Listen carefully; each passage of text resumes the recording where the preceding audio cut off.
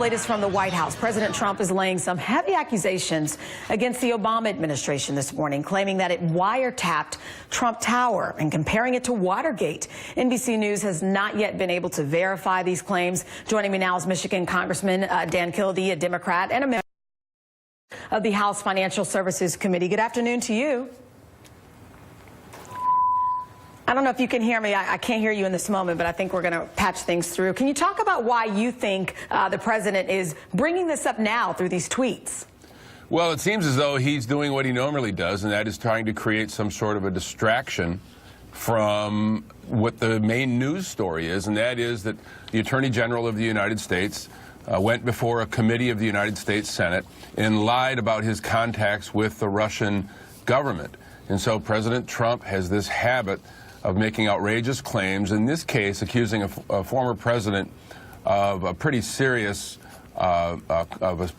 deed without any evidence and presenting no evidence. It's irresponsible behavior on the part of the president.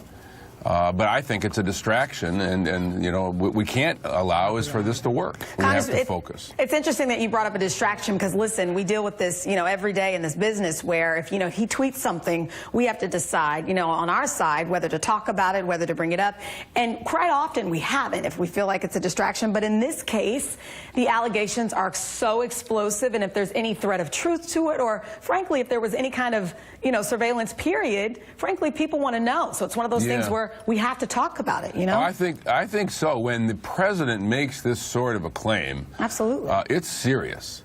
And it needs to be investigated. I mean, what is he referring to? Is he looking at some Breitbart story?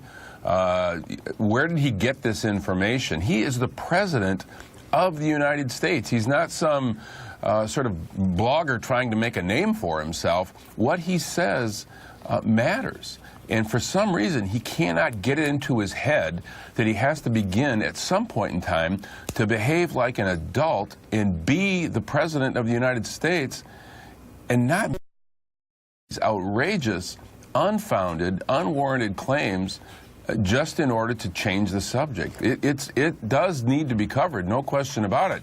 But it's really his irresponsibility that is most concerning. Well, if we talk about this Russian meddling, in your opinion, what's the best way to clear this up for you to be satisfied? We need an independent and bipartisan investigation of this connection between the Russians and the 2016 campaign. We already see now that 4 members of the Trump campaign met with the Russians during the course of the campaign. The National Security Advisor, Mr. Flynn, has already had to resign as a result of lying about those communications. Now we have the Attorney General lying under oath about communications with the Russian government. We need to take this out of partisanship. Democrats and Republicans are expressing concern about this. So I think the best path forward is to get it out of the partisan political debate, appoint a jointly agreeable bipartisan commission like we had with the 911 commission to do a deep dive, find out the facts, and report those facts back to Congress and the American people. Only then will we have confidence that our government has not been compromised by an sort of an unwarranted and really worrisome connection between the Trump campaign and Trump administration and the Russian government. I only have a few seconds left, but with Jeff Sessions, you mentioned you've been calling for his resignation. Is there anything he can say to reset this for you? The only thing that Jeff Sessions can say to reset this right now is that he resigns. You're not budging? No. I have to leave it there. Congressman Dan Kildee, thank you for talking with me.